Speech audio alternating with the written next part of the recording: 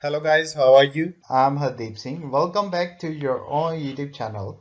IELTS updates and recent exams. For more updates related to recent IELTS exam writing test topics, listening, reading, practice test, and speaking, you got guesswork.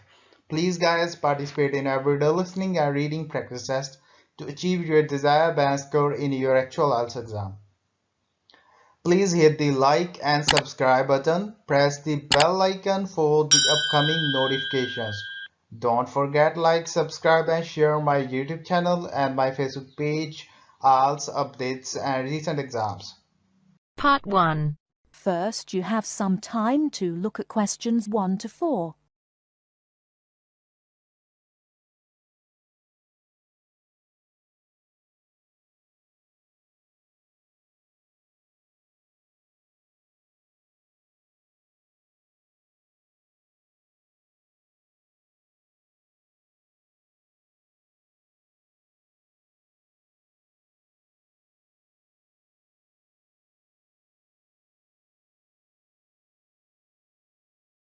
Now listen and answer question 1 to 4. Thank you very much for tuning in today to listen to our weekly hour on conservation issues. Last week we spoke about the impact of environmental changes on primates, and this week, to continue the theme, we have invited in a specialist by the name of Professor Andrew Ripley, all the way from USA, to tell us more about the problems faced by the cat family. Professor Ripley, thank you very much for joining us today. It's my pleasure. Thank you very much for inviting me.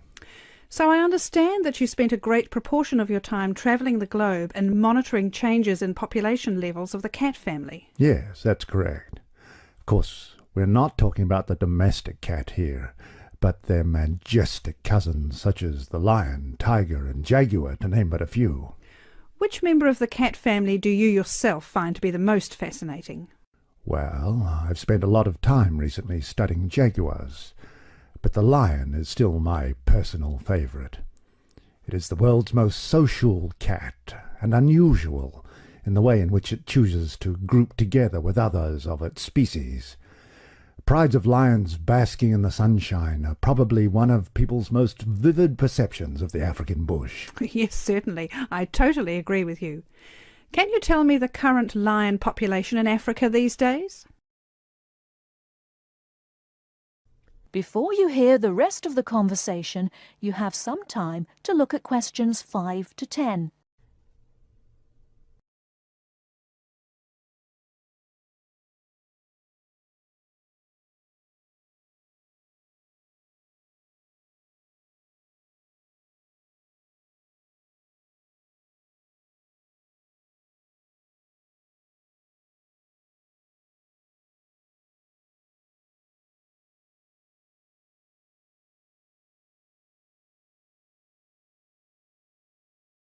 Now listen and answer questions 5 to 10. Well, it's very difficult to measure it accurately. Figures range from 100,000 to as few as 30,000. But it's generally estimated that there are 50,000. In order to maintain the population and protect the species from poachers, many are moved to protected areas. Which member of the cat family do you feel is most at risk? For different reasons, a number of species of the cat family are endangered, sometimes due to natural predators or environmental changes, but mainly because of the threat of hunters. For example, I'm sure you're aware the bones and body parts of tigers have been and still are traditionally used in medicines in the Far East. And because of this and the demand for medicine made from tiger parts, their numbers have been falling for some time, and to date there are fewer than 6,000 tigers living in their natural habitat of the forests and plains of Asia. What is being done to curb the population decrease?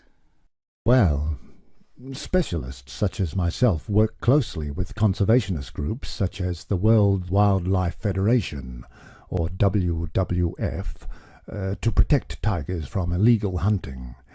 WWF considers the drop in tiger numbers to be catastrophic, and they are working hard to conserve the populations in China, India, Indonesia, Malaysia, Thailand, Vietnam, and Russia. I understand that poaching is not the only problem faced by the leopard. Let me get this right. Is it the snow leopard which lives in the mountains in Asia? Yes, it is. Poaching has been a problem, but not the most important. Its natural prey, the animals it hunts, is declining too. Its natural habitat in high-altitude areas, specifically the pastures, is threatened by the growth of agriculture. It is this that is causing the main problem for the snow leopard. It is going to be extremely difficult for numbers to recover. But again, the WWF has been working hard to continue to fund projects to aid the snow leopard in Nepal and Pakistan, and hopefully Bhutan very soon. Well, this is fascinating information you are giving us, Professor. We are just going into a short commercial break. When we come back, I have a few questions for you about the puma and the jaguar. Remember, listeners, there will be an opportunity to phone in and voice any opinions or questions you may have for the Professor in 10 minutes. That is the end of part 1. You now have half a minute to check your answers.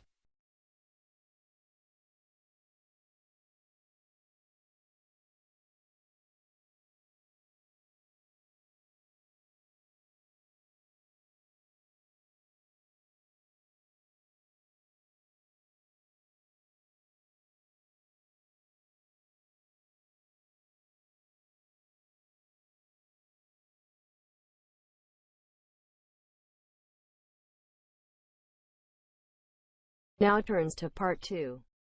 You will hear the principal of a university welcoming his students.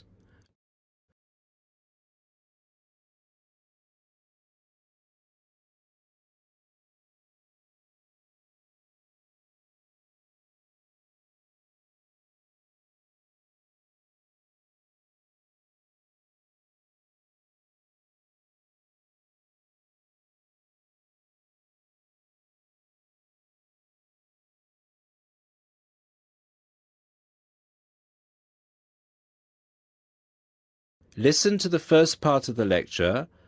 Good afternoon, ladies and gentlemen. I'm Dr. Donovan, the principal of Don Levy University, and I would like to welcome you to the Dinglewood campus, which is one of the 3 campuses belonging to this university. This campus, Dinglewood, is where I have my office, and it's also the location of the Languages and Science campus, so some of you will be studying here. Dinglewood is the most northerly campus. The business studies blocks are in the Churchdown campus in the centre of town, and the southern or Trailway campus, where history and architecture are situated, is to the south of the town. Those of you who are enrolled in any of those courses will be taken to your respective buildings at the end of this meeting. Those of you studying on the Dinglewood campus, you will have a tour later too. This building we are assembled in is the office or administration block, Block 39, and is where the weekly meetings are held. You are welcome to attend these meetings, as are all the university staff. You may want to, as many university issues are discussed at these weekly meetings. The meetings take place at 1:30 every Tuesday, so please stop by. 2 other important buildings are also located on this campus, the cafeteria and the on-site shop. You can purchase all the required books and any stationery you need for your courses at this shop. Please bear in mind that even though you have shown your ID passes to enter the site, you still need to use them again to buy anything in the shop or cafeteria. This is for security reasons.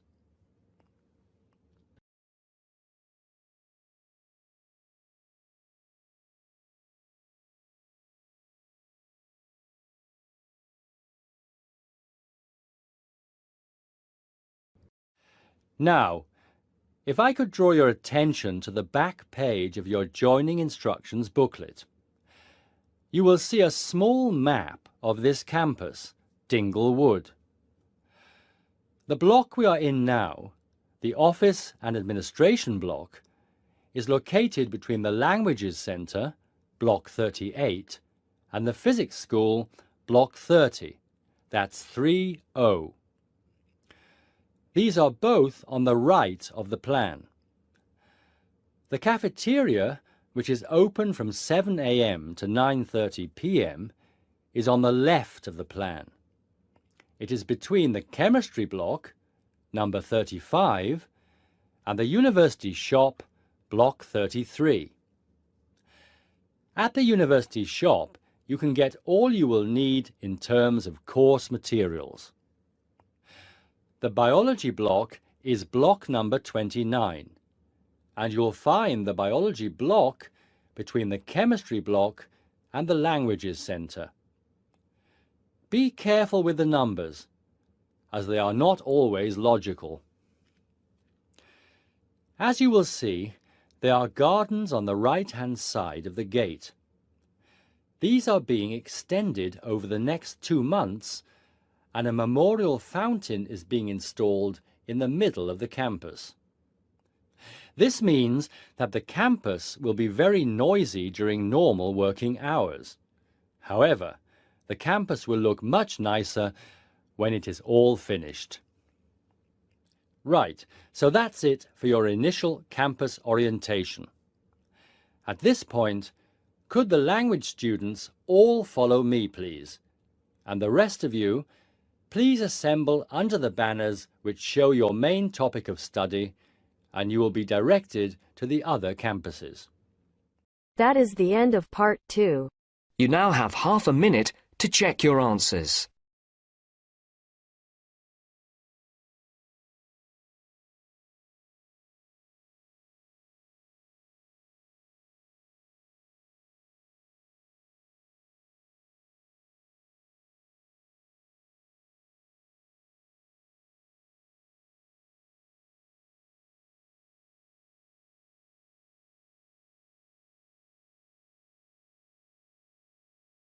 Now turns to part 3.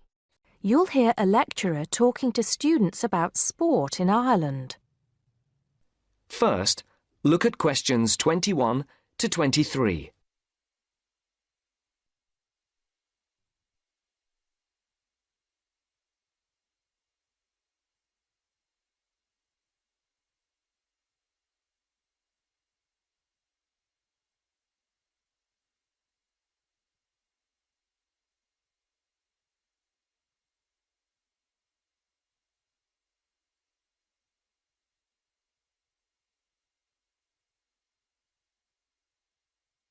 As you listen, answer the questions. Now, today we're going to be finding out about the most popular sports in the Emerald Isle. That's Ireland, of course. Can you guess what they are? Well, there are these 2 lesser-played games, a form of rounders and Gaelic handball. But we'll start with one which is perhaps over 3,000 years old, arriving in Ireland with the Celts, some claim. That may be a slight exaggeration, but I consider it to be the fastest field game in the world, and it goes by the name of hurling. Well, that's what it's known as in the English-speaking world anyway. So, what do you have to do? You've got 15 players on a team, one of them the goalkeeper. Each one has a stick called a hurley. Here you are. I've brought mine along. Had it since I was at school. This is what it looks like, and basically you have to get this ball, called a sliotar, that's S-L-I-O-T-A-R, so it's not spelt the way it's pronounced. You hit it into the net for 3 points, or you can hit it over the net for 1 point. The goal looks like the letter H, with the net under the crossbar. The goalie has a bigger stick than the others to help keep the ball out. You can also catch the sliotar and run with it for 4 steps maximum, or bounce it on your stick. Is that clear to you all? I'll be showing you a video a bit later, so you can see what a game actually looks like. You might like to think of it as a mixture of lacrosse, hockey and baseball. Oh, and it's played by women too, but it goes by the name of camogie in that case. Before the conversation continues, look at questions 24 to 30.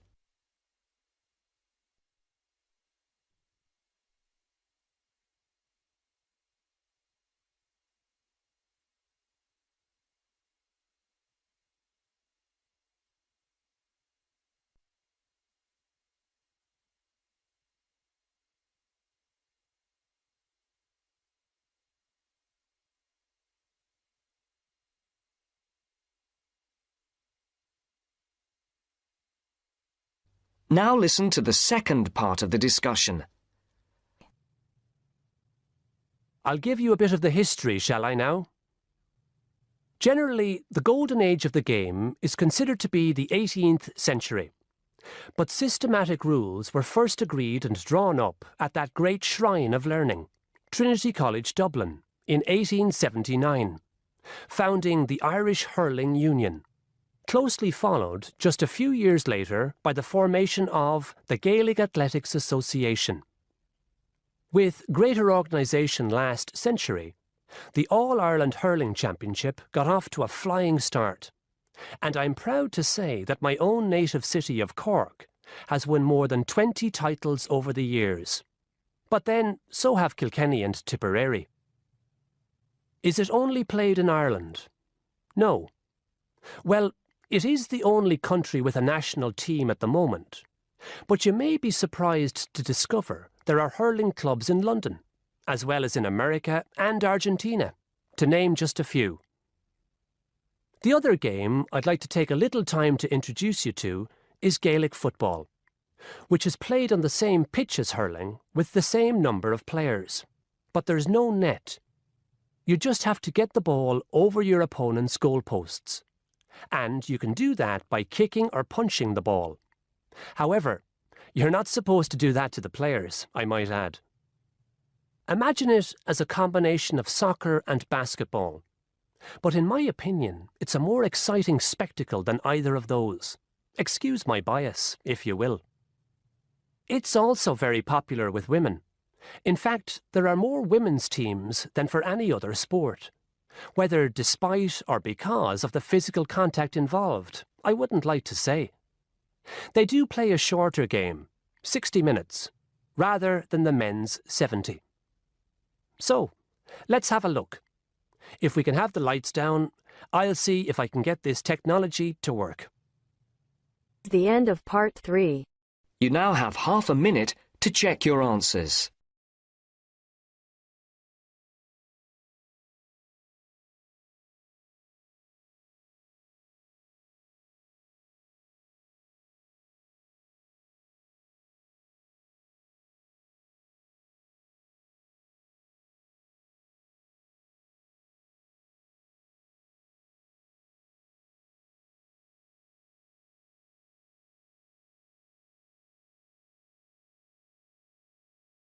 Now turns to part 4. You are going to hear a talk about universities and colleges in Britain. First, you have some time to look at questions 31 to 40.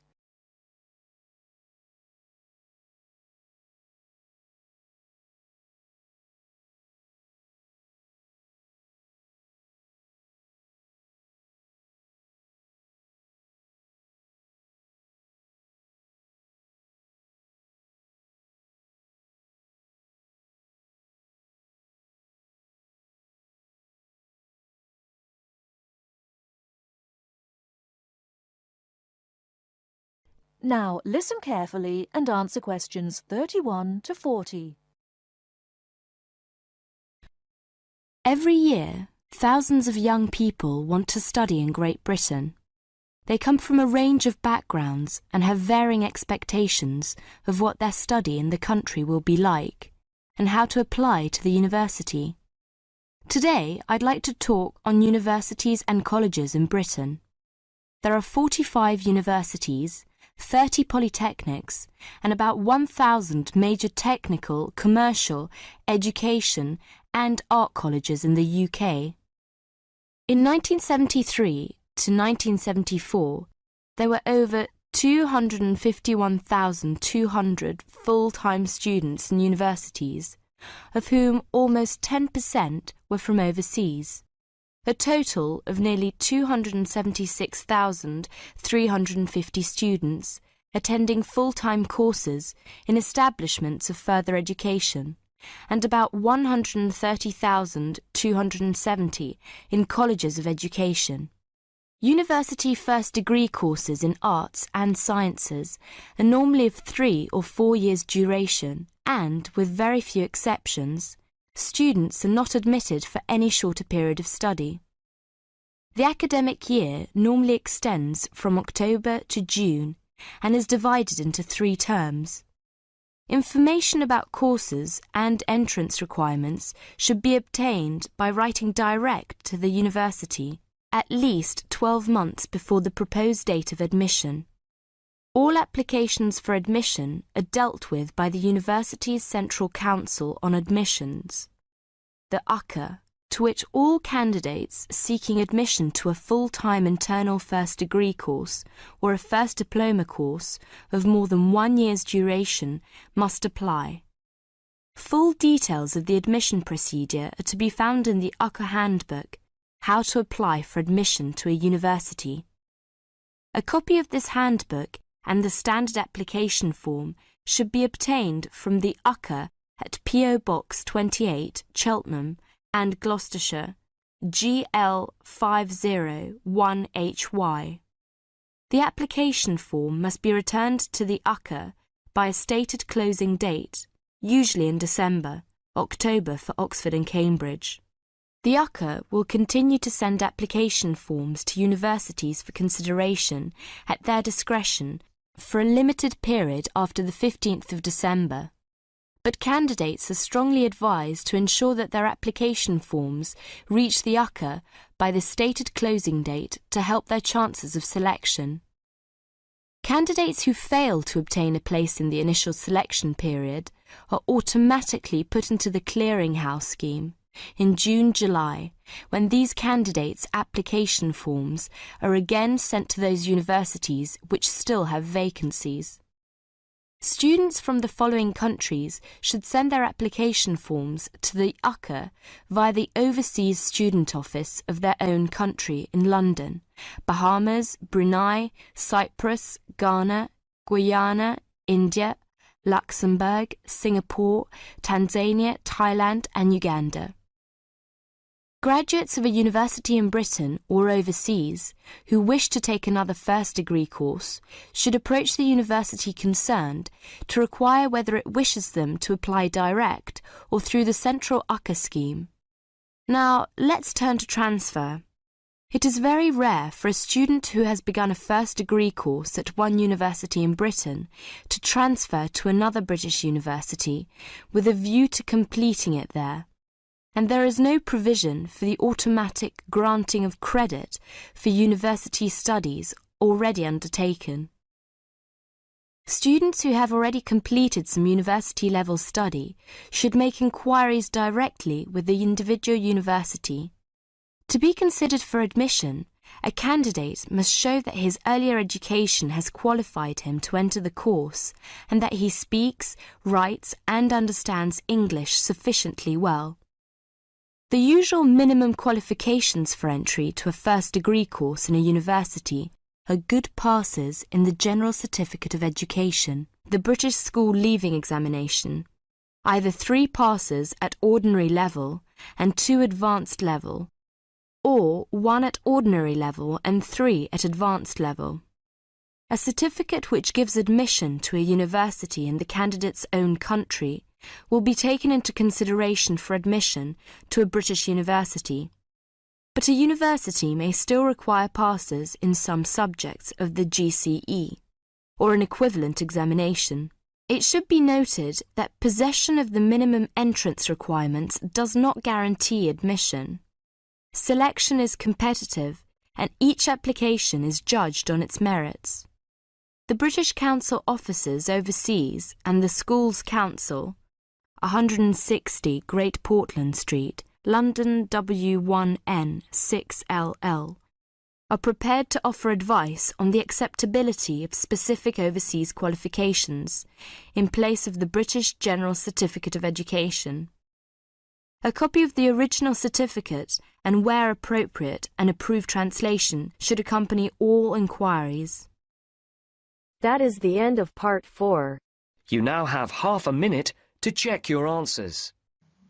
So guys, don't forget like, subscribe and share my YouTube channel and my Facebook page, IELTS updates and recent exams. For more updates related to recent IELTS exam writing test topics, listening, reading, practice test and speaking, you got guesswork.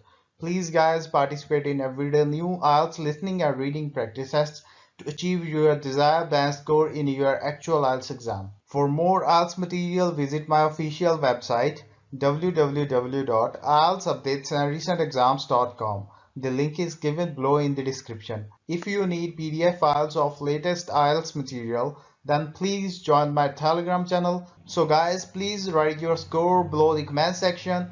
Again, thanks for listening. God bless you all guys. Stay tuned, stay safe.